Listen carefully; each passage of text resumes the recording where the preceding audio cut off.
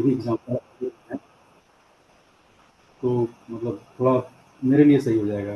जैसे एग्ज़ाम्पल जितने भी लिए गए या तो बजाज के या महिंद्रा के या टाटा के इस तरह के हैं, तो मुझे लगता है कि शायद उनके सेटअप ठीक हैं सर। मुझे अभी यही समझना है कि मेरे लिए कौन-सा बेहतर रहेगा supply chain.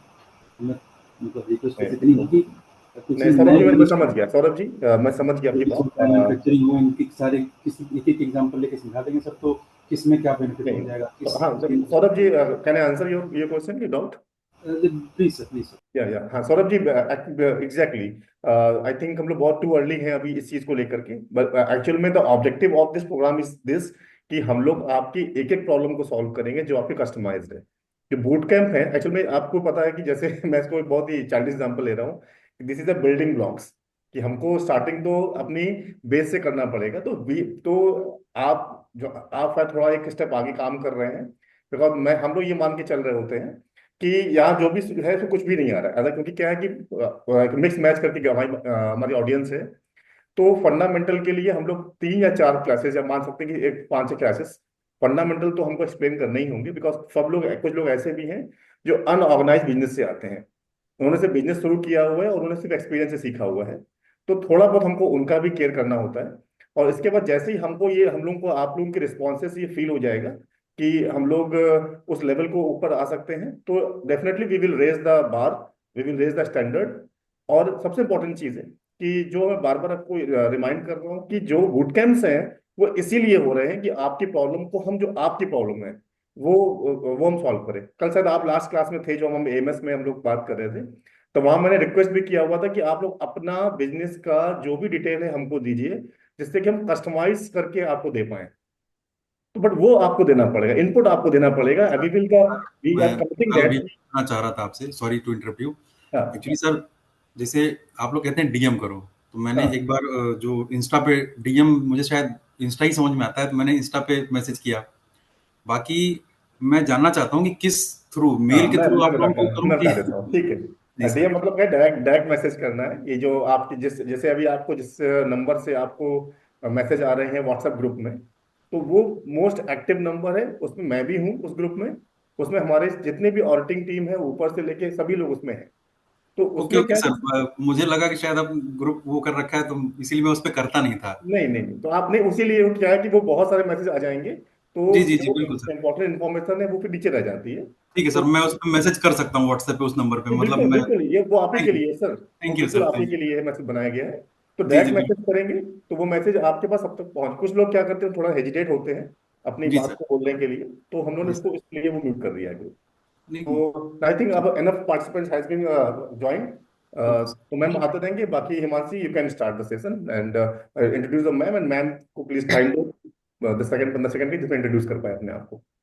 Okay okay, before that अभी मैंने चेक करा था, सर का मैसेज एक्चुअली रिक्वेस्ट में पड़ा हुआ था, that is why I couldn't reply DM okay, को। सो विल तो start. You can leave a message in the group Himanshi, कि जो भी है आप हमको व्हाट्सएप मैसेज पर ये अगर हमको डीएम करेंगे तो हम लोगों के लिए इजी हो जाएगा। ठीक है। Okay okay. Okay, please Himanshi start the yes session sir, because yes sir. We have Hello everyone, welcome to the new session of supply chain management.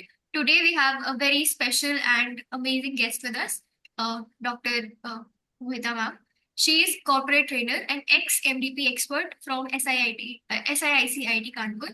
She has great expertise in supply chain management and will guide you over the case studies और different supply chain frameworks. जैसे कि अभी Saurabh sir भी कह रहे हैं, आप लोग को केस स्टडी ज्यादा चाहिए और आप अच्छे से समझ पाएंगे, तो Mohita ma'am is here. Welcome ma'am. Thank you Himanshi and thank you Alok to you too and good morning audience. आज पहली बार आप सबसे मेरी मुलाकात होने जा रही है और आई होप कि मैं जिस पर्पस से आप लोग इस क्लास में आए हैं उस पर्पस को मैं सॉल्व कर सकूं और आपको एक सेटिस्फैक्शन के साथ ही भेजूं। और मेरी यही कोशिश रहेगी कि मैं आपको जो भी केस स्टडीज या जो भी चर्चा करें हम इस स्पेसिफिक सब्जेक्ट पे, उनके आपकी क्वेरीज को मैं अच्छे से सॉल्व कर सकूं और आपको समझा सकूं कि exactly what is and how you can move forward in future with this particular supply chain management को आप ठीक से अगर मैनेज करते हैं तो आप किस तरह से आगे फ्यूचर में इसका बेनिफिट उठा सकते हैं स्पेसिफिकली अपने बिजनेस में। As for me, my name is Mohita Arya, as you heard वो अपीयर हो ही गया है। एक्सपीरियंस जो है मैं बोलूँगी कि मेरे को 2 डेकेड्स का है आराम से, छोटी उम्र नहीं है। मैंने हॉस्पिटैलिटी से करियर शुरू करा, corporate, educational sector, hospitality sector, hospitals, everywhere I was available.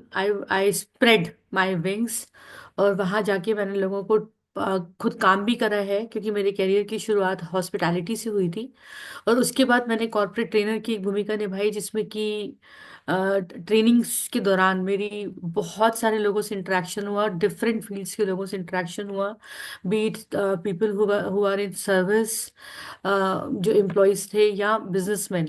तो दोनों सेक्टर्स को मैंने बहुत अच्छे से कवर करा है।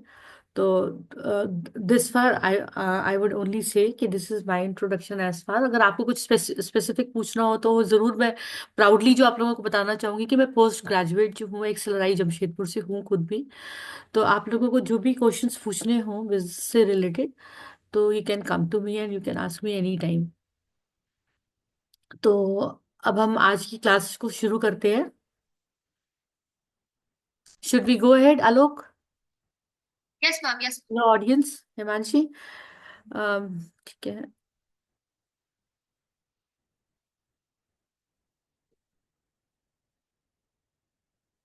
सो सप्लाई चेन में आई, यहाँ पे मैं एक आप सब अपने ऑडियंस को जो भी मेरे, आई वुड से कि मेरे स्टूडेंट्स जो बैठे हुए हैं, तो मैं यही चाहूंगी कि आप लोग अपना पार्टिसिपेशन जो है इस सेशन में बहुत एक्टिव रखिएगा, कि जिससे कि एक कम्युनिकेशन हम लोगों का आपस में क्रिएट हो सके, तो कुछ डाउट्स हो तो वो क्लियर हो जाए। एवरीबडी, सबको ऑडिबल है मेरी आवाज? I would like to hear yes Yes, from ma'am. Everyone. You're audible. Yeah, ma'am, you are आपको audible. सब सुनाई दे रहा है? Yes, ma'am. ठीक है। तो अच्छा, अभी फर्स्ट क्वेश्चन मैं आप लोगों से करती हूँ कि आप लोगों ने फर्स्ट इसमें सप्लाई चेन का जो हमारा ये मॉड्यूल शुरू हो रहा है, इसमें आप लोग क्या समझे? आपका जो फर्स्ट क्लास हुआ था दैट वाज किस पे था वो वाला आपका, कि what is supply chain management. तो आप लोगों से अगर मैं प्रश्न करूं कि आप लोगों ने, मतलब आप क्या उत्तर देंगे कि what is supply chain management?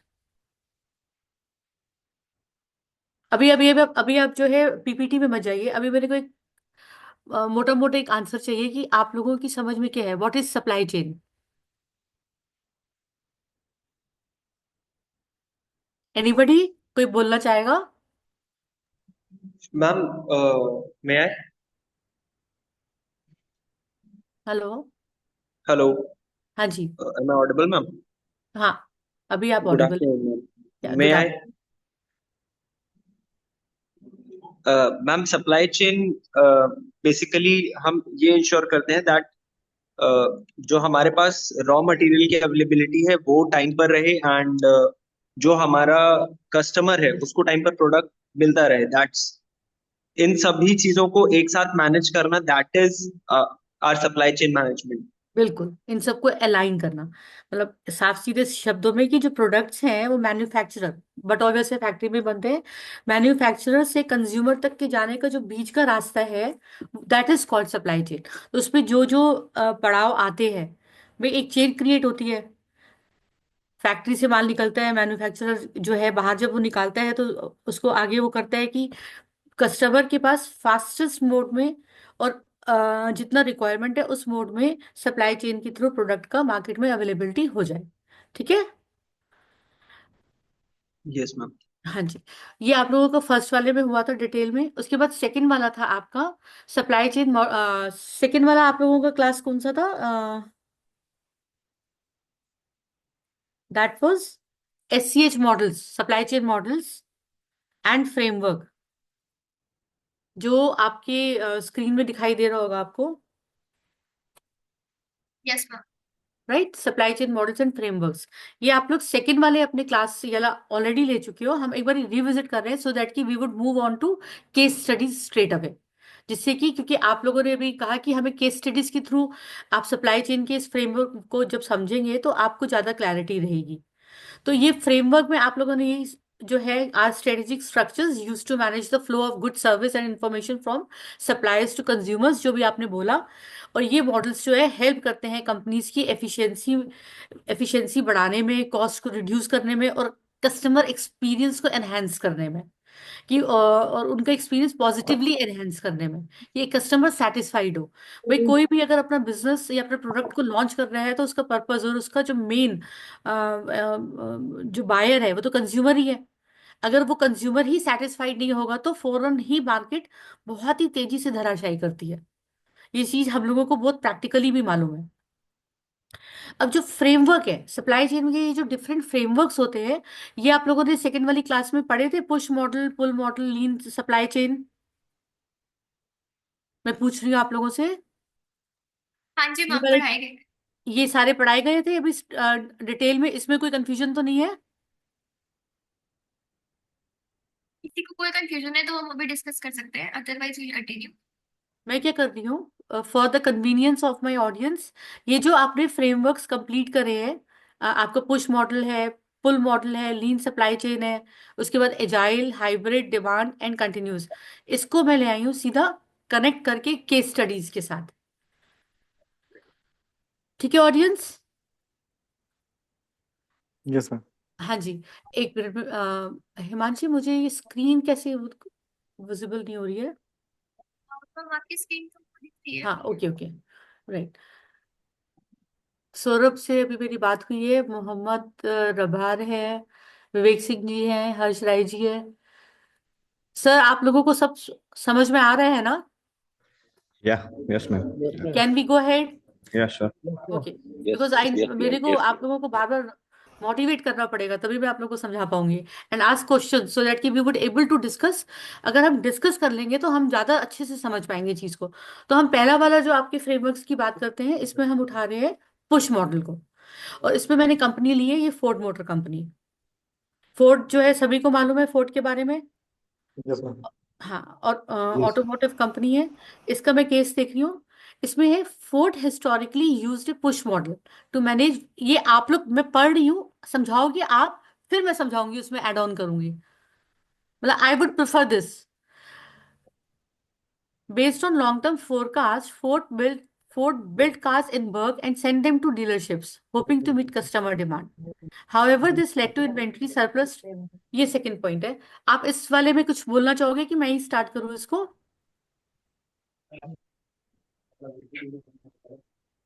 Anybody? और स्वप्निल, आप कुछ बोल रहे हैं क्या? आपकी आवाज क्लियर नहीं आ रही है सर।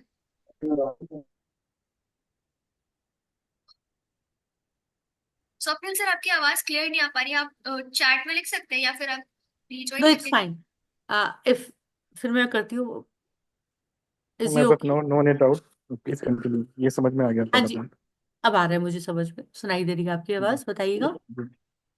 मैं कह रहा हूँ as of now no any doubt, मुझे ये समझ में ओके, आ गया पहला पॉइंट जो आपने बोला। ठीक है। तो अभी ऐसा करते हैं, तो ये फोर्ड के बारे में बताते हैं। अभी फोर्ड के बारे में, इसने जो है फोर्ड कंपनी ने पुश मॉडल को उठाया। पुश मॉडल में क्या था? इस पुश मॉडल में उन्होंने व्हीकल का जब प्रोडक्शन करा तो उन long term forecast, long term forecast क्या हुआ कि जब हम कोई भी बिजनेस को करते हैं तो हम initial 5 years, companies when big companies start, they will think about future, कि ठीक है भैया 5 साल तो चलो हश हश में अपने प्रोपागेंडा को यूज करके अपने प्रोडक्ट को मार्केट में स्टैब्लिश करके हम कर लेंगे, बट आफ्टर 5 years जब हमें एक बेस ग्राउंड मिल जाएगा अपने प्रोडक्ट के लिए, देन व्हाट? क्या हम रिटेन कर पाएंगे अपनी सेल्स को? तो ये based on long term forecast, Ford ने अपनी कार कार बनाई बहुत सारी बल्क में गाड़ी, उन्होंने मतलब अपने प्लान करा कि हमको एक आने वाले टाइम में हमारा नहीं, इनको इसको मैं आपको लेमैन लैंग्वेज में समझाती हूँ। फोर्ड ने जब गाड़ी अपनी बनाई तो उसको बहुत ज़्यादा कॉन्फिडेंस था कि हमारी कार जो है, एक एक्सक्लूसिव कार जो है, हम वर्ल्ड मैप पे लॉन्च करने जा रहे हैं। और जब उन्होंने इसको जब लॉन्च किया तो दे वर सो कॉन्फिडेंट कि दे वर लाइक कि ये इतनी गाड़ी हमारी बिकेगी, और आने वाली जो उन्होंने फ्यूचर की फोरकास्ट की, जो उसको इवेल्युएट करना था, उन्होंने push, because they were pushing their product into the market. What they were doing, their forecasting कि हमारा प्रोडक्ट इतना अच्छा है, ये तो बिकेगा ही बिकेगा, तो हम इसको बल्क में बनाएंगे। और जब हम बल्क में इसको बनाएंगे तो जैसे जैसे डिमांड आएगी, हम फौरन फौरन अपने सप्लाई चेन के रूट के थ्रू उसको सप्लाई करते जाएंगे, हमारा माल बिकता जाएगा, और हम अपना जो भी बिजनेस मॉडल को अपना पूरा करते जाएंगे। बट हुआ क्या? उसमें हुआ क्या कि जब इनका ये प्रोडक्ट मार्केट में आया तो there was a hitch in the market. Market में एक हिच थी। क्यों? क्योंकि फोर्ड जो थी एक्सक्लूसिव ऑटोमेटिव रेंज थी। बहुत जल्दी लोग उसके ऊपर क्योंकि आप ये खुद के भी ऊपर करते हो कि कोई भी चीज़ जब मार्केट में नहीं आती है तो आपका हमेशा एक ये पर्सपेक्टिव रहता है कि हाँ, हम उस प्रोडक्ट, महंगा है, अच्छा प्रोडक्ट है, या एप्पल ने आईफोन लॉन्च करा है, अभी मार्केट में कुछ दिन चलने दो, रिस्पॉन्स आने दो, then we will purchase. Right? ये एक माइंडसेट होता है कंज्यूमर का। तो यही चीज फोर्ड के साथ हुआ। उसने अपने हिसाब से तो सेल्फ फोरकास्ट तो कर ली, बट उसने कंज्यूमर के बारे में ये नहीं सोचा कि कंज्यूमर जो है पैसा स्पेंड करने के पहले वो टाइम लेगा। तो हुआ क्या कि people, the consumer was waiting for the response कि how the Ford cars are responding into the market. वो वेट कर रहे थे कि किस तरह से इसका रिस्पॉन्स आता है, तभी हम इस पे स्पेंड करेंगे। बट फोर्ड ने इस चीज के बारे में नहीं सोचा था। उसने सारा का सारा प्रोडक्शन लाइन एक बार में ही क्रिएट कर दी थी। उससे हुआ क्या कि जो मिस मैच हो गया, जो आप समझे, डिमांड और सप्लाई में मिस मैचिंग हो गया। डिमांड, वो सोचे थे कि जितना हमने सप्लाई करा है उतना ही डिमांड भी आएगा, बट होने क्या लग गया कि सप्लाई तो बहुत हो रहा था बट डिमांड वो वाली चीज नहीं थी जो उन्होंने अपना सोचा था, जो उन्होंने फोरसी करा था कि आने वाले टाइम में होगा। तो उसका इनको नुकसान उठाना पड़ा इस पुश मॉडल को वो करके। उन्होंने क्या करा, क्योंकि उससे फिर वही हुआ कि उनकी जब गाड़ी नहीं बिकी तो उनको उनको स्टोरेज करना पड़ा। अब कार का मामला था तो उनको स्टोरेज के लिए प्लेसेस भी चाहिए थे, तो दे हैव टू पे सफिशिएंट, मतलब आपको बहुत, मतलब उनको बहुत सारा रेंट देना पड़ा, और उनका स्टॉक जो अनसोल्ड स्टॉक था वो उनके पास पड़ा रह गया। तो पुश मॉडल को यूज करने से ये उनकी पुश मॉडल में बस ये इनएफिशिएंसी थी कि they were pushing, they were pushing their sales. तो वो जो था उससे फोर्ड को नुकसान उठाना पड़ा, और बाद में उनको अपनी गाड़ियों को बेचने के लिए फिर मोर फ्लेक्सिबल अप्रोच अपनानी पड़ी। और तब जाके उनको अपना थोड़ा सा प्लान करना पड़ा कि लेस, जैसे जैसे डिमांड आएगी भले ही हम प्रोडक्शन पहले करेंगे अपनी इन गाड़ियों का, बट बहुत ज्यादा बल्क में नहीं करेंगे until unless we are satisfied कि हमारे को एक्यूरेसी में जो है ऑर्डर्स मिल रहे हैं अपने कार के। Clear? Any questions on this? No ma'am. No, ma'am, it's clear. Clear? Okay. फिर भी मैं अभी लास्ट में आप लोगों से कुछ क्वेश्चन आंसर्स भी डिस्कस करना चाहूंगी related to these frameworks. Ma'am, Sure. हाँ जी। in case of FMCG products, push model, little little louder. मैंने कहा कि FMCG सेक्टर जो है उसमें तो पुश मॉडल ही लगाते हैं ना लोग, मतलब नहीं, उसकी। एफएमसीजी इज ए डिफरेंट, वो डिफरेंट उसमें आ गया। वो सप्लाई चेन का उसमें नहीं होता, वो डी टू वो B2C होता है, बिजनेस टू ओके कंपनी। ठीक, ठीक है, थैंक यू। बाकी उसमें जो है आपका एजाइल मॉडल है, वो मैंने आगे करा हुआ है यूनिलीवर और उनका एफएमसीजी के प्रोडक्ट्स का। वो मिक्सचर होता है। पहले मैं सारे मॉडल्स हम केस स्टडी में एक बार ठीक क्लियर है, कर लें, फिर ठीक आप लोग है, अपने क्वेश्चंस लिख लीजिए। ठीक है, ये हम लोग लास्ट में फिर करेंगे, ओके। क्योंकि आपकी केस स्टडी में काफी सारी चीजें कवर हो जाएंगी। तो पुश मॉडल तो क्लियर हो गया ना आप लोगों को?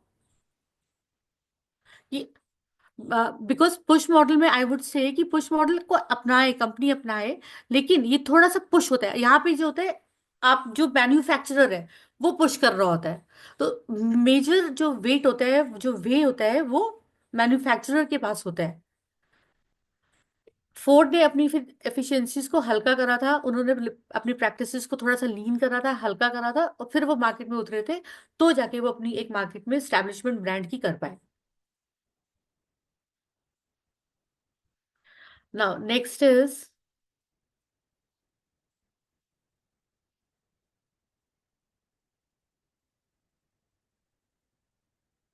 This is full model, right?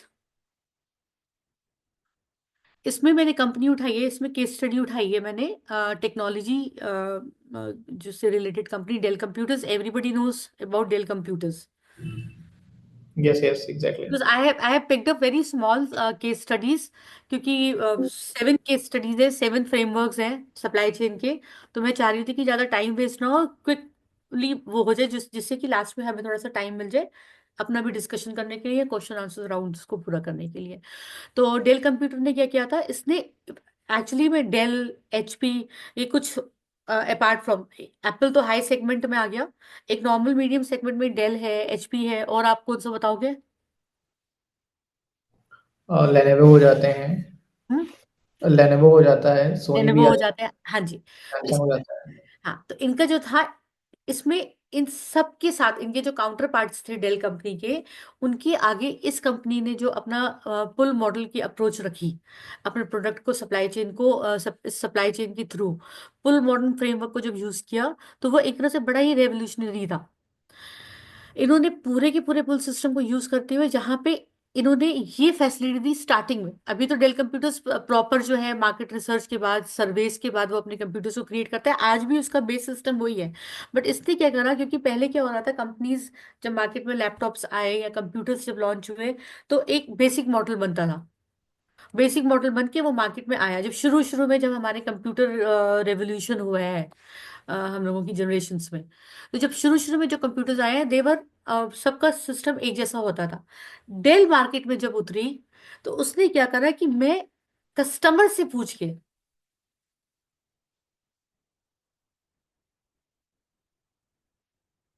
Okay, धीरज लिख रहे हैं कि ठीक है धीरज, मैं भी आपकी बात को भी क्लियर, अभी उसका भी आंसर देती हूँ। अ, ये पुल मॉडल की बात हो रही है। Dheeraj, are you talking about push model? Yes, ma'am, push model. हाँ, पुश मॉडल तो वी हैव कवर्ड ना, वो ऊपर वाला था, उसमें कोई मार्केट रिसर्च नहीं होती। Yes, ma'am. ये हम अभी जो चर्चा कर रहे हैं, ये पुल मॉडल की कर रहे हैं, इसमें इसमें रिसर्च और सर्वेस होते हैं, ठीक है। Okay, ma'am. हाँ, तो जो आपने लिखा है वो आपने सही लिखा है, but we have covered that first वाला, जो हमने जो ऊपर वाला हमने करा फोर्ड कंपनी का। Now we are on Dell computers pull model, not push. मैं कहा थी इसमें, हाँ, तो डेल ने क्या करा, डेल ने जब अपने कंप्यूटर्स को लॉन्च करा, तो उन्होंने बोला कि हम मार्केट रिसर्च करेंगे, हम ये देखना चाहते हैं कि कस्टमर चाहता क्या है। और उसने ये वाला ऑप्शन भी लॉन्च करा कि जिन कस्टमर्स को हमसे कंप्यूटर खरीदना है, हम उनके हिसाब से कस्टमाइज करके आपको लैपटॉप या आपका कंप्यूटर क्रिएट करेंगे। लैपटॉप वाला सिस्टम तो बाद में आया, पहले तो कंप्यूटर्स ही चले थे, तो हम वैसे वाले देंगे। अब आप सोचिए कि वो कस्टमाइज कैसे थे, जैसे कई लोग गेमिंग, अब आजकल तो ये, क्योंकि आज की जनरेशन के लिए ये चीजें बहुत नॉर्मल है कि वो गेमिंग वाला कंप्यूटर है, फलाना वाला है, but if you talk, even I say about my self, the very first computer का जो मैंने मॉनिटर लिया था वो एलजी का था, और वो सारा सिस्टम करके, तो वो बड़ी एक अजीब सी चीज थी और बहुत ही लिमिटेशंस थे। जो आज लिबर्टी है हमें अपने कंप्यूटर के थ्रू काम करने की या अपने लैपटॉप के थ्रू काम करने की, वो लिबर्टी उस वक्त बहुत ही बेसिक मॉडल्स शुरू शुरू में आया करते थे, तो बहुत ज्यादा कुछ करने को था नहीं। बस हाँ, एक अच्छा लगता था कि हाँ कंप्यूटर है हमारे पास। बट खैर, कस्टमाइजेशन के बाद जब डेल ने अपने कंप्यूटर्स लॉन्च करे, तो ये कस्टमर्स को बहुत अच्छा हुआ, ये यहाँ मतलब कस्टमर्स को बहुत अच्छा लगा। तो उन्होंने क्या करा कि कंज्यूमर कंज्यूमर में ये वाली चीज थी कि हमें इस चीज के लिए, जैसे बच्चों ने गेम्स खेलने हैं, तो वो कहते थे कि हमें गेम्स वाले सिस्टम चाहिए, तो आप हमें वो वाला सिस्टम बना के दीजिए, हमारी प्रेफरेंस ये है। बाद में मार्केट जब बढ़ती गई, तो डिफरेंट अब इतना मार्केट एक्सपैंड कर गई कि फिर डिफरेंट तरीके के ऑलरेडी कंप्यूटर और लैपटॉप्स भी लॉन्च होने लगे, कि गेमिंग के लिए अलग लैपटॉप है, वर्क करने के लिए अलग। But initially it started this way. तो पुल मॉडल में डेल कंप्यूटर्स ने एक तरह से रेवोल्यूशन ला दिया था कंप्यूटर्स की दुनिया में, कि जहां पर मार्केट में ये वाली बात फैल गई कंज्यूमर के बीच में कि डेल जो है कस्टमाइज करके हमें कंप्यूटर्स देता है, और इस पीछे इनकी सेल्स खूब बढ़ी। अब इन्होंने क्यों, क्योंकि इनकी अब क्या था, इनकी रियल टाइम यूनिट्स थी, जब इनको ऑर्डर्स आते थे मार्केट के थ्रू, वही वही वाले पूरा सप्लाई चेन का तो है, उसके पीछे जो एक मार्केट वाला आपकी सेल्स टीम जब काम करती है, सेल्स और मार्केटिंग पर्सन मार्केट में जाके ऑर्डर लेकर आता है और ऑर्डर्स देता है कंपनी को, इस वाले इस वाले पैटर्न पे काम करते हुए वो अपने कंप्यूटर्स को मार्केट में निकाल रहे थे। इसमें फायदा इनका ये हो रहा था इनिशियल स्टेजेस पे, कि उनकी जो खर्चा था, जो उनकी कॉस्ट थी, वो कॉस्ट उन्होंने पूरी अपने हाथों में कंट्रोल करके रखी हुई थी। बेवजह गेस मार के सर्वे पे कि हमारा प्रोडक्ट जैसे कि फोर्ड ने जो काम नहीं किया था वो डेल कंप्यूटर ने करा, जबकि नो कंपैरिजन, बिकॉज वो ऑटोमेटिव इंडस्ट्री इंडस्ट्री है और बहुत ज़्यादा उसका रेशियो हाई लेवल पे है। But comparison to Ford, Dell was bit उससे नीचे थी, कम कम थी, but as per the if we talk about the cost and inventory cost, whatever the cost a company put into their business, तो उसके मुकाबले डेल का जो था स्टेक कम था, इसीलिए वो संभल के चली, पुल मॉडल को उसने यूज करा और उसने अपने एग्जैक्टली इन्वेंट्री कॉस्ट तो बचाई बचाई, और उन्होंने स्पेसिफाई कस्टमर्स के बीच में एक जगह भी बनाई और अपने प्रोडक्ट को स्टैब्लिश भी करा ट्रस्ट के साथ कि वो स्पेसिफिक जो कस्टमर की डिमांड होगी वही वाले कंप्यूटर्स अवेल करवाएगा। इसका आउटकम क्या हुआ? डेल की इन्वेस्टरी कॉस्ट जो हमने बोला, कैश फ्लो बढ़ा, और more and becoming more agile in responding to changing market demands, क्योंकि मार्केट की जो डिमांड है वो बहुत ही रैपिडली चेंज होती है, और चाहिए और नया क्या है, क्योंकि आप मार्केट्स जो होती है कॉम्पिटिटिव है, कंपटीशन जो होता है वो हर वक्त, हर इंसान अपने प्रोडक्ट को बेचने के लिए हर एक कोई नई चीज कंज्यूमर को देना चाहता है कि जो एनहेंस कराए उनके बिजनेस को बढ़ाने में, उनकी सेल्स को बढ़ाने में। तो ये आउटकम हुआ कि इस डेल ने उधर तो पैसे बचाए बचाए, अपने कैश फ्लो को भी इम्प्रूव करा, और वो बिल्कुल रिस्पॉन्सिव था, बिल्कुल टाइमली रिस्पॉन्स कर रहा था, जो मार्केट्स में चेंज आ रहे थे उसके हिसाब हिसाब से वो अपना आगे बढ़ता जा रहा था। Clear? Yes, Yes, ma'am. ma'am. Any questions on this? Right now, ma'am, I don't have any question, but I totally understand the pull model with this case study. Okay, so should I move forward? मैं आगे बढ़ूं फिर? Yes, ma'am. Yes, ma'am. Next is lean supply chain.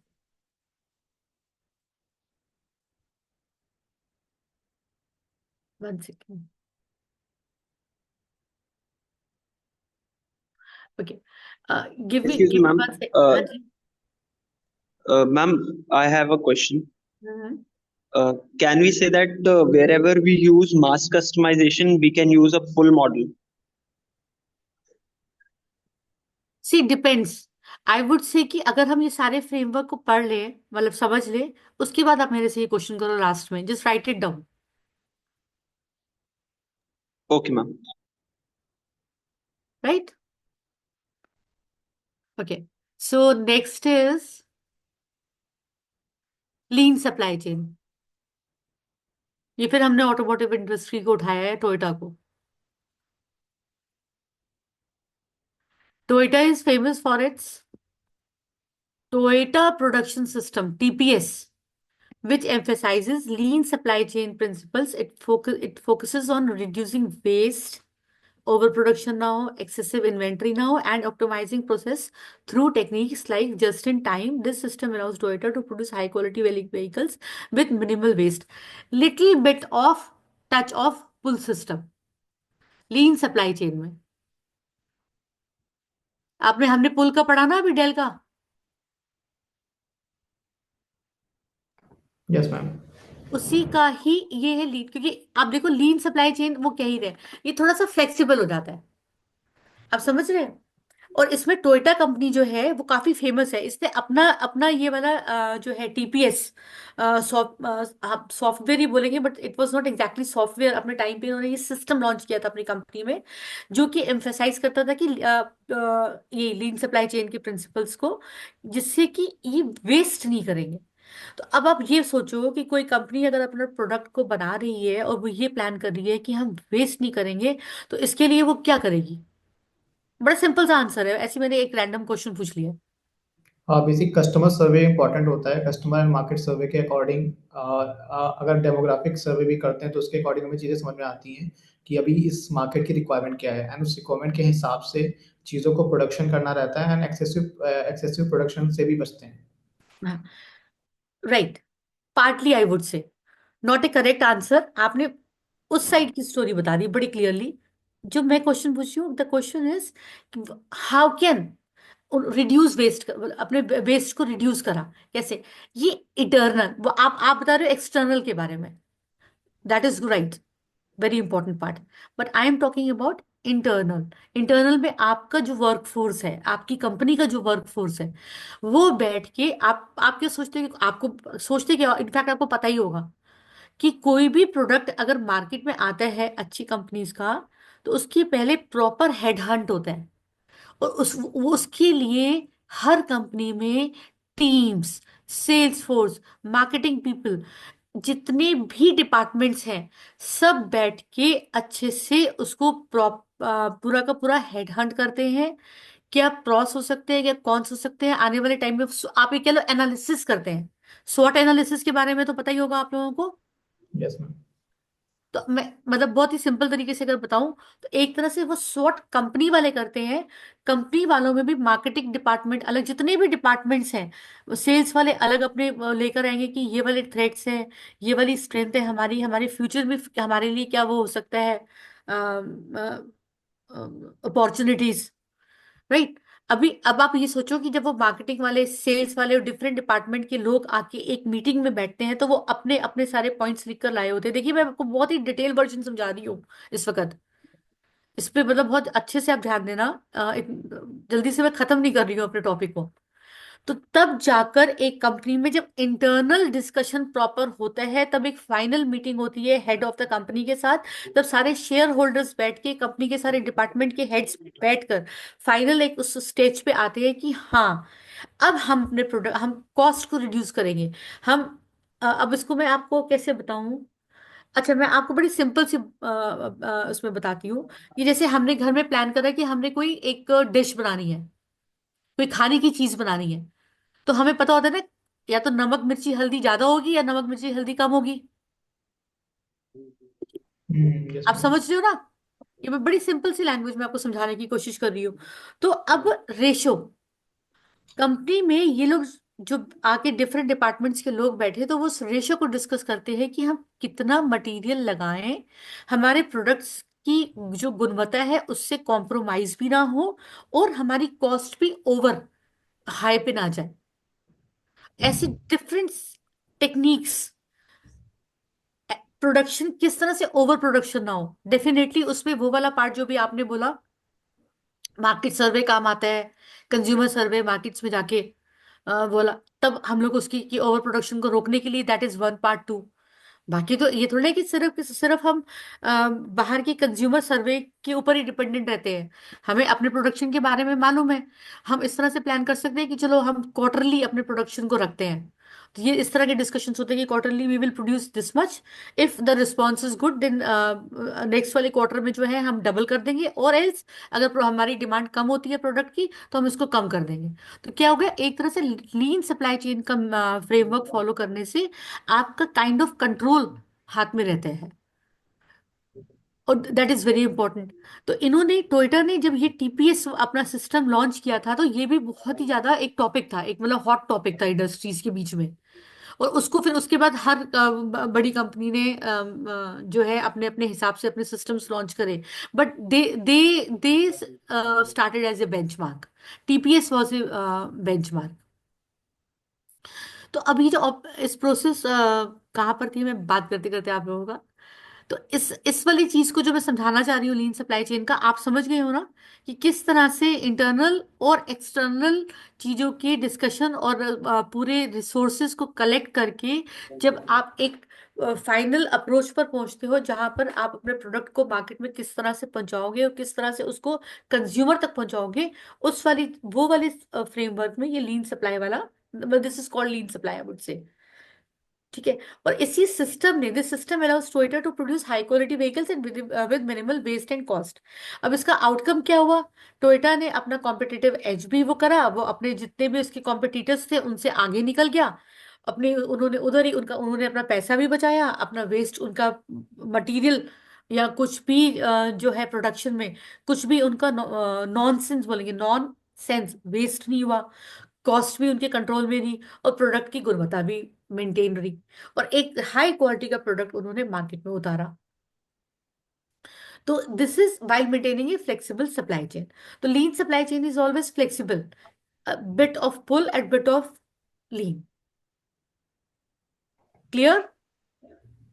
Okay ma'am ma'am एक doubt था कि जैसे बात करते हैं कि जो मैकडोनल्ड्स है, मैकडोनल्ड भी लीन सप्लाई पे वर्क करता है, क्योंकि नॉर्मली अगर उसका सप्लाई चेन देखते हैं कि जब उसके पास ऑर्डर्स रहते हैं तो उसके पास एक फिक्स अमाउंट में patties, burger and everything packed होता है। जैसे ही ऑर्डर्स आता है with in a few minutes वो कस्टमर को सर्व कर देते हैं। राइट। ये विजिबिलिटी वाली बात कर रहे हो, बिल्कुल सही कह रहे हो। जो आप कह रहे हो, जो आपने ऑब्जर्व करा है, राइटफुली लेक्चर को ऑब्जर्व करा है। इनका इनका सब पहले से पीछे से बना हुआ आता है। जैसे KFC है, मैकडोनल्ड्स है, आप देखो आप इनकी सप्लाई चेन को देखो कितना बढ़िया है। अभी मैं इसके वो भी केस स्टडी में है नीचे, वो मैं भी आपसे डिस्कस करती हूँ। तो what ever you have observe, perfect, but you right it down. हम लास्ट के क्वेश्चन आंसर राउंड में इसको डिस्कस करेंगे एक बारी फिर से। जो मैं अभी बोलना चाह रही हूँ वो बाद में करूंगी, ठीक है? Sure ma'am. हाँ, okay. So the next one is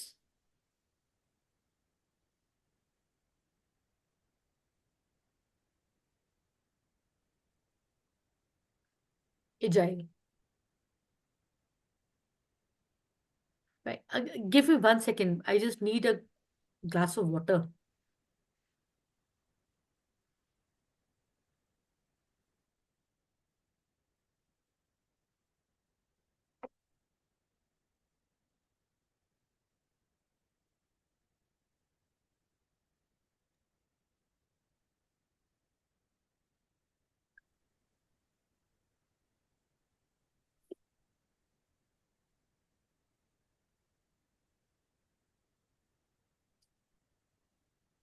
Now, agile supply chain Zara के। अब आप में से मुझे कोई बताए, पढ़ के आप थोड़ा सा पढ़ लो, फिर मुझे कोई बताना चाहे तो please I would prefer. And then जहाँ पे मुझे ऐड करना होगा, क्योंकि बहुत ही सिंपल सा मैंने बनाई है केस स्टडीज। ओके मैम, मैं बताना चाह सकता हूँ थोड़ा सा। जैसे आपने इसमें ज़ारा का केस स्टडी लिया हुआ है। सो ज़ारा एक देखा जाए तो फास्ट फैशन ब्रांड है, जो बेसिकली क्या करता है, वो वीकली या मंथली सर्वे करता है कि इस टाइम पे ट्रेंडिंग फैशन क्या चल रहा है, एंड उस फैशन के अकॉर्डिंग उनके पास warehouse and quality control इतना अच्छा है, जिसकी वजह से वो अपना जितने भी आर्टिकल्स होते हैं, जितने भी SKUs वगैरह होते हैं, वो लॉन्च कर देते हैं। एंड उससे इनके पास एक प्राइस स्ट्रेटेजी भी होती है, जिससे मार्केट को कम्पीट करने में ईजी रहता है। दैट्स वाई वो स्मॉल बैच के साथ साथ उनका प्रोडक्शन अगर हाई करना है, जिस हिसाब से डिमांड होती है, क्योंकि फैशन में डिपेंड करता है कि सीजन बाय सीजन चेंज होता रहता है। सो उसके हिसाब से इन लोगों ने ये अजाइल सप्लाई चेन को वर्क किया हुआ है। एंड आज के टाइम पे कई स्टार्टअप्स ऐसे हैं जो फास्ट फैशन पे वर्क कर रहे हैं, लाइक मिंत्रा के साथ में कई सारे ब्रांड्स हैं। एग्जैक्टली। अच्छा, मैं एक क्वेश्चन One बीच more में आप लोगों से example. पूछती हूँ। 1 second. Yeah, one more example from media industry. I think आपकी जो आवाज थोड़ी स्लो हो गई है। am I audible? हाँ, very low So voice but I just wanted to quote an example for media industry, specifically हाँ news channels and all. So hmm whenever there is a high demand of a particular news, every media rep is going around that and collating that. So it's more of a demand based. I think agile वाला ही framework होता है इसमें भी. You will get it. अभी ये किस supply chain में आता है as per you? So I was Because Agile. today just we are discussing case correlating. studies only. So I was just correlating with agile supply chain only. Kind of, you can say, but we will move forward and then we'll get to know कि किसमें आता है। तभी मैं कह रही हूँ इस पूरे कवर कर ले, फिर we will discuss. अच्छा, ई कॉमर्स जो प्लेटफॉर्म है, अभी हम लोग बात कर रहे थे मिंत्रा की, और अभी नाम आया तो मुझे ध्यान में आया। If I ask you all A question, जो हमारा ई कॉमर्स प्लेटफॉर्म है वो किस में आएगा? वो किसी फ्रेमवर्क में आएगा सप्लाई चेन के? ई कॉमर्स प्लेटफॉर्म मैम, उसमें तो मल्टीपल अगर देखा जाए मल्टीपल मॉडल्स इंप्लीमेंट होते हैं, सिंगल मॉडल पे वर्क कर ही नहीं सकता। That is why it comes to D2C और B2C. Actually, it's a B2B2C kind of thing. If we say that e-commerce is also dealing with the business and customer directly. Exactly, direct to customer. Yeah. That is D2C, right? So that's B2B2C, direct business to business. B2B will do, absolutely. Agree with you. So we are coming to Zara. I think कि जो भी आपने बोला सबको कभी अच्छे से clarity हो गया इस चीज का। अभी मैं बोलना शुरू करती हूँ। Let me revise. आई जो अभी आपने बताया जारा का, तो I am quite clear about this thing कि आपको जारा का जो केस स्टडी है वो तो समझ में आ गया। अब एजाइल सप्लाई चेन में और क्या चीज आ सकती है other than retail and fashion? Anybody? Ma'am अगर इसमें बात करते हैं अजाइल सप्लाई चेन में, मैं जोमेटो का एग्जांपल ले सकता हूँ, क्योंकि जोमेटो में भी जैसे फेस्टिव सीजन्स आते हैं, फेस्टिव सीजन्स के हिसाब से वहाँ पर डिशेस एंड मार्केट चेंज हो जाती है, एंड उस हिसाब से फूड प्रोडक्शन उसका डिफरेंट हो जाता है। तो वहाँ पर भी ये मॉडल इम्प्लीमेंट हो सकता है, like a food tech companies.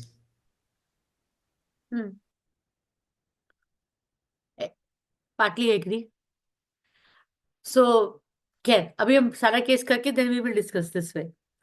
जो 10 मिनट देने हैं, तो ये है एजाइल का हमारा हमने कर लिया। सप्लाई चेन का मैं ज्यादा इसमें नहीं बोलूंगी कि Zara is known for its ability to move fashion trends from the runway, क्योंकि as soon Zara never takes time.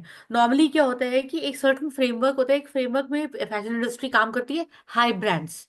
अभी हम मिलान या उधर की तो बात नहीं कर रहे हैं, हम इंडिया में बात करते हैं। बट ऑब्वियस है कि जितने हाई ब्रांड्स हैं, जो बाहर की भी हैं, आप देखो, as soon as they appear in advertisements, as soon as they appear into television advertisements, और जो मीडिया एडवर्टाइजमेंट्स होती है जिसमें भी होते हैं, तो आप इधर देखते हो एडवर्टाइजमेंट में, और आप उसके बाद उसको सर्च करते हो, तो विद इन अ वीक, अभी अभी अभी इसमें भले ही मैंने लिख दिया हुआ है कि फॉरेन मार्केट में विद इन वीक्स अवेलेबल होता है। I think now it takes lesser time, उससे बहुत पहले।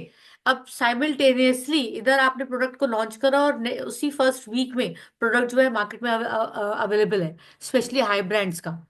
तो ये वाला जो है, इसके लिए एजाइल सप्लाई चेन के पीछे ही that is super fast.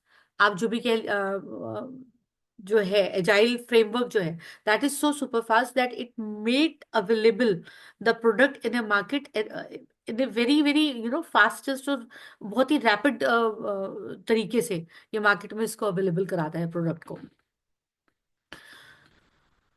Should we go to the next slide? इसकी भी कुछ कंफ्यूजन तो नहीं है आपको एजाइल का? No ma'am.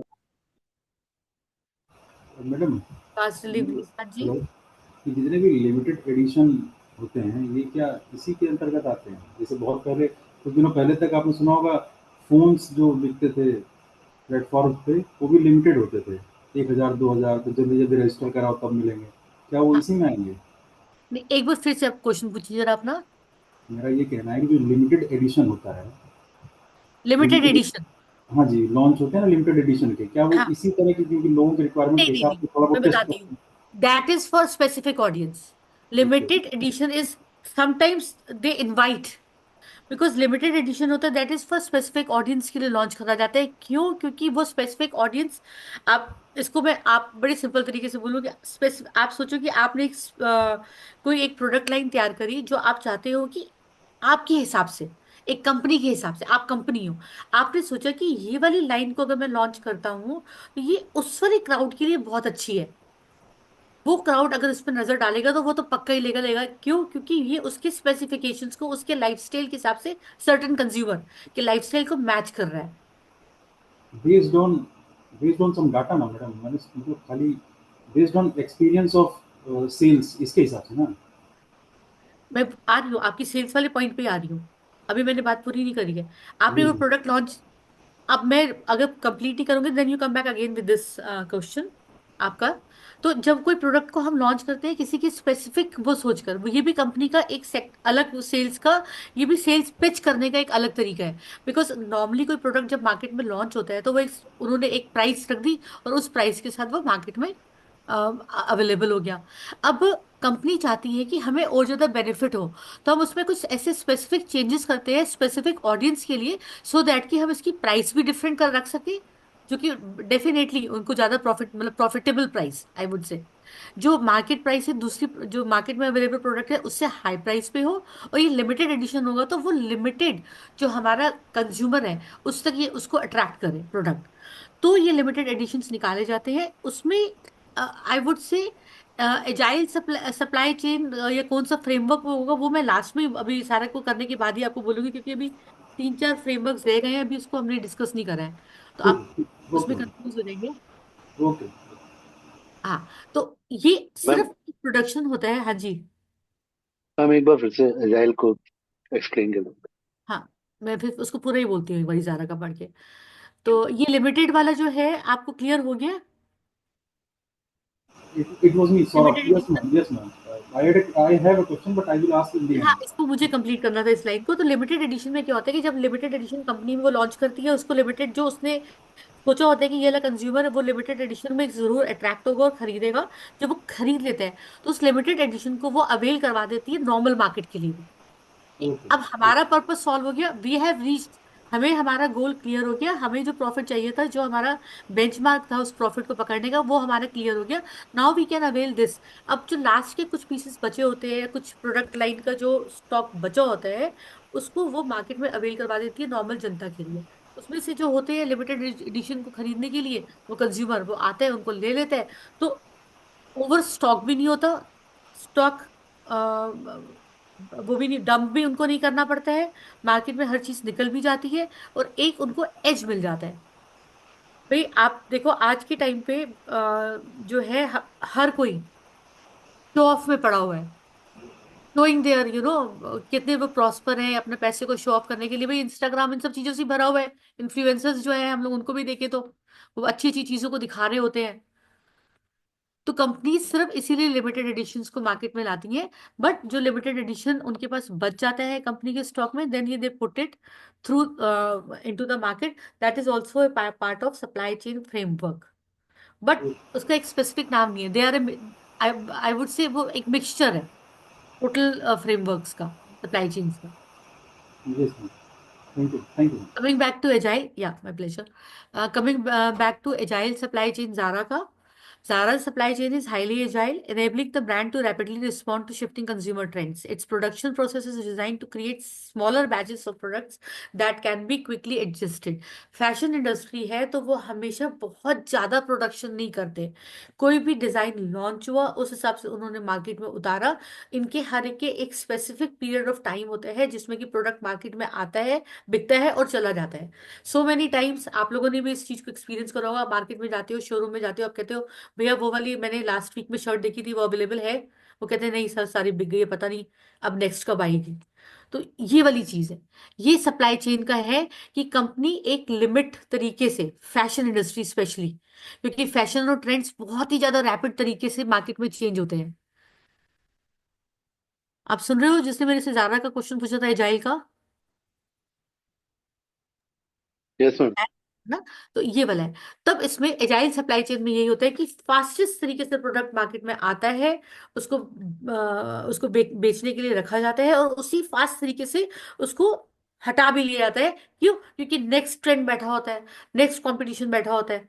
आज की डेट में अगर कोई रेड कलर की शर्ट, बहुत ही स्पेसिफिक शर्ट लॉन्च होती है मार्केट के अंदर, आप देखो अगले दिन तक, या आप एप्पल का ही जो एप्पल वॉचेस हैं या एप्पल आईफोन्स है, एप्पल वॉच, अगर मैं बोलूँ कि एप्पल की जैसे आई वॉच है, एप्पल ने जैसे लॉन्च करी, उसके साथ साथ सब जो छोटे ब्रांड्स थे उन्होंने खूब सारे कंपटीशन, उसके कंपटीशन में आ गए। दो Apple is a brand, no competition with Apple, but the thing was सबकी जो पॉकेट्स को एप्पल का प्रोडक्ट जो है वो जस्टिफाई नहीं करता। तो उनके जो कॉम्पिटिटर्स थे, जो छोटे मार्केट्स में प्लेयर्स अवेलेबल थे, उन्होंने आई वॉचेस लॉन्च करी और कम पैसे में कॉस्ट निकालकर कंज्यूमर को उपलब्ध करवाई। That is agile supply chain. Clear? Yes ma'am. Next is hybrid model, mixture. इसमें आप कह सकते हो एफएमसीजी के बारे में भी बात हुई थी हमारी, किसी ने पूछा था आप में से एफएमसीजी का, मैंने पूछा मैडम, मैंने है ना? पूछा। आपने पूछा था ना? जी मैडम। हाँ जी, ये हाइब्रिड मॉडल है एफएमसीजी। Unilever, Hindustan liver.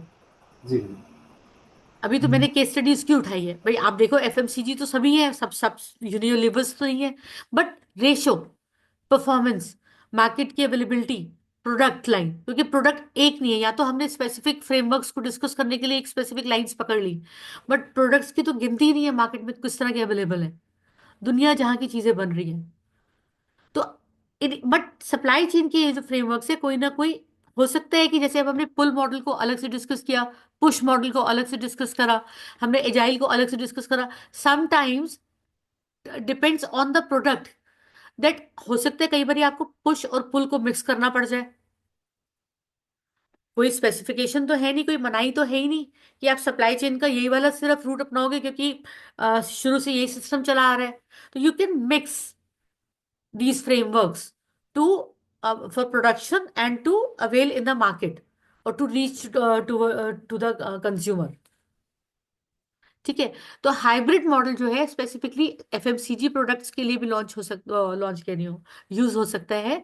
इसमें यूनिलीवर जो है वो हाइब्रिड सप्लाई चेन मॉडल को फॉलो करता है। इसमें क्या होता है, दो पुश मॉडल, पुश स्ट्रेटेजीज भी होती हैं, पुश वाला भी होता है फ्रेमवर्क।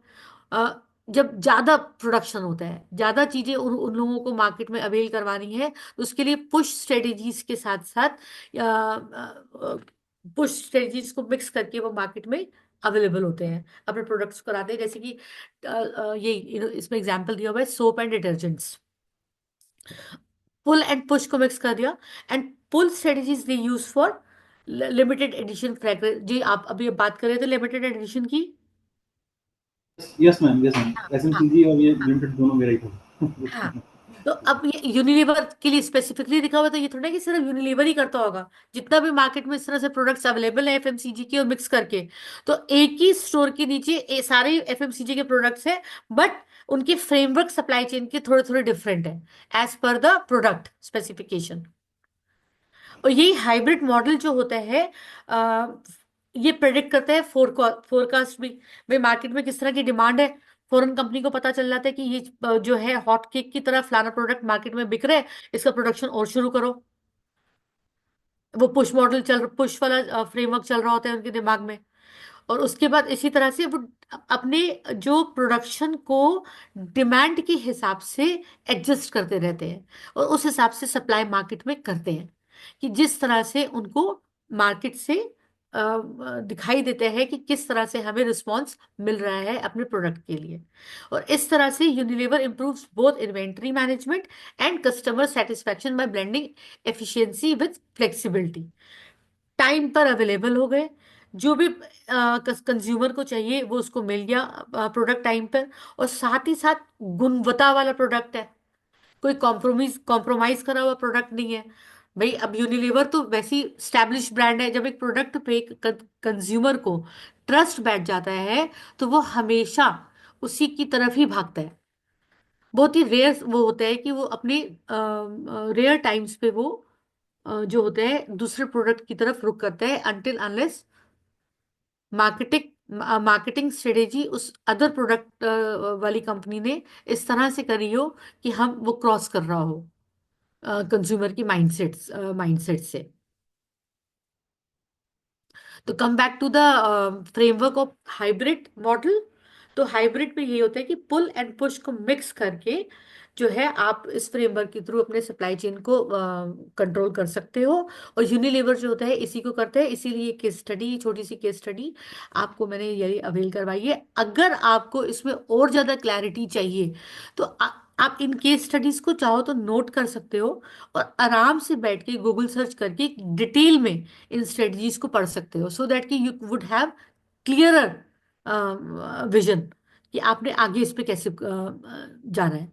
क्योंकि उस ये तो मैंने आप लोगों को सिर्फ क्लास में लेने के लिए शॉर्ट में एक स्पेसिफिक केस स्टडीज उठा दी, बट अगर आपने इनकी और ज्यादा डेप्थ में जाना है एक एक उसके ऊपर, तो आप इन्हीं केस स्टडीज को गूगल सर्च करके पूरा ओपन करके अच्छे से पढ़ सकते हैं, तो आपके बहुत ज्यादा आंसर्स उसमें से भी निकल आएंगे। Any questions?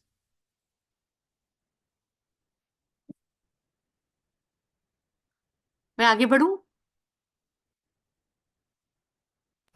Yes, ma'am. हाँ जी। नेक्स्ट है एज सिंपल, जैसे वो बोल ही रहे हैं, डिमांड ड्रिवन मॉडल। ये है Procter and Gamble. Procter and Gamble के प्रोडक्ट्स कौन कौन से हैं?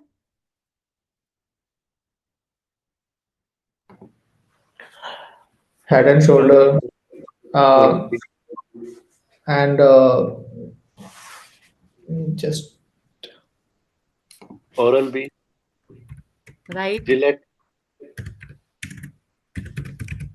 Gillette ये shaving तो creams, मेरे ख्याल से सर्च करा जा रहा है। Ma'am basically Ariel Vicks. Right, ठीक है। तो अब ये डिमांड ड्रिवन है। प्रॉक्टर एंड गैम्बल पैरेलल है यूनिलीवर और इन सब कंपनियों के, एफएमसीजी का ही पार्ट है, बट इसका थोड़ा सा वर्किंग या सप्लाई चेन मॉडल जो है थोड़ा सा डिफरेंट है। कंज्यूमर गुड्स में ये भी आता है, यूनिलीवर भी कंज्यूमर गुड्स में है, ये भी कंज्यूमर गुड्स में है, कंज्यूमर गुड्स की कंपनी है। इसका क्या होता है, ये shifted towards a demand driven supply chain by using a technology driven approach to monitor customer preferences. Customer की प्रेफरेंस क्या है, इसके लिए ये लोग यूज करते हैं सर्वेज, मार्केट रिसर्च, पूरा का पूरा R&D सारा यूज करके, उसके बाद ये जो होता है, कंपनी जो होती है रियल टाइम डेटा को यूज करती है, और डिमांड कितनी होगी, अच्छा मार्केट में ये सर्वे हुए, रिसर्च के बाद जो भी इनके रिजल्ट्स आते हैं उसके हिसाब से ये लोग डिसाइड करते हैं कि हमें एक्यूरेटली कितना प्रोडक्ट मार्केट में अवेल करवाना है, कितना वो रहेगा। एक फोरकास्ट वो हर कंपनी करती है, वो हर कंपनी करती है, उस फोरकास्ट के हिसाब से ये अपने प्रोडक्ट्स को मार्केट में उतारते हैं। ये होता है डिमांड ड्रिवन मॉडल, कि कितनी डिमांड है उतना ही हम करेंगे। इससे इनकी कॉस्ट भी बचती है, इनका वेस्टेज भी बचता है, कॉस्ट भी रिड्यूस होती है, और ओवर स्टॉक भी नहीं होता है इनके पास। बिकॉज इन्वेंट्री का ओवर स्टॉक इज ऑलवेज, वो हमेशा नुकसान में ही जाएगी कंपनी। या तो उसका टाइम, कंज्यूमर गुड्स है, इनका लिमिटेड टाइम पीरियड होता है, एक सर्टेन टाइम के बाद वो एक्सपायरी में चला जाता है। तो इसीलिए ये जो है डिमांड ड्रिवन मॉडल को प्रॉक्टर एंड गैम्बल फॉलो करके मार्केट में अपने प्रोडक्ट्स को उतारता है, और टाइमली वो उन जो भी प्रोडक्ट्स उस एक्सपायरी डेट को क्रॉस कर लेते हैं, ये अपने आप मार्केट से हटा लेता है। Excuse me ma'am, sorry to interrupt, लेकिन हम लोग का टाइम थोड़ा ओवर हो रहा है। Let us conclude this okay, fast. Fine fine. So this approach जो है, ये जो है प्रॉक्टर एंड गैम्बल की, और हम लास्ट वाली स्लाइड में आ रहे हैं। I think this is clear.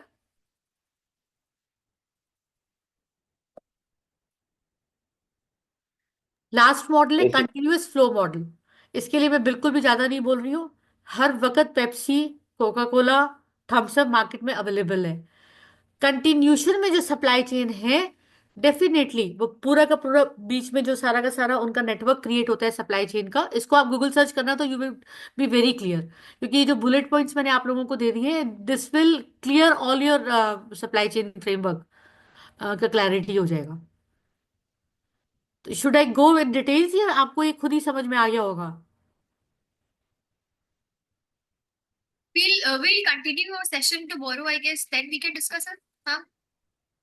If I'm going to get the same audience, Yes, same audience. fine, then I will describe tomorrow only. Yeah. And we Lekin will I discuss the got some question questions I answers will ask tomorrow. next time. हाँ sir, please. तो Yeah. आप मैंने जितने भी प्रश्न है PPT आपके पास, आप उनको लिख लीजिएगा, हम कल डिस्कस करेंगे। Thank you. अब शुरू ही थैंक यू। Q&A से करेंगे, then we'll continue the class. Okay? Yes yes, Yeah. Thank you everyone for joining. Thank you so much, Thank you, thank ma'am. You, bye.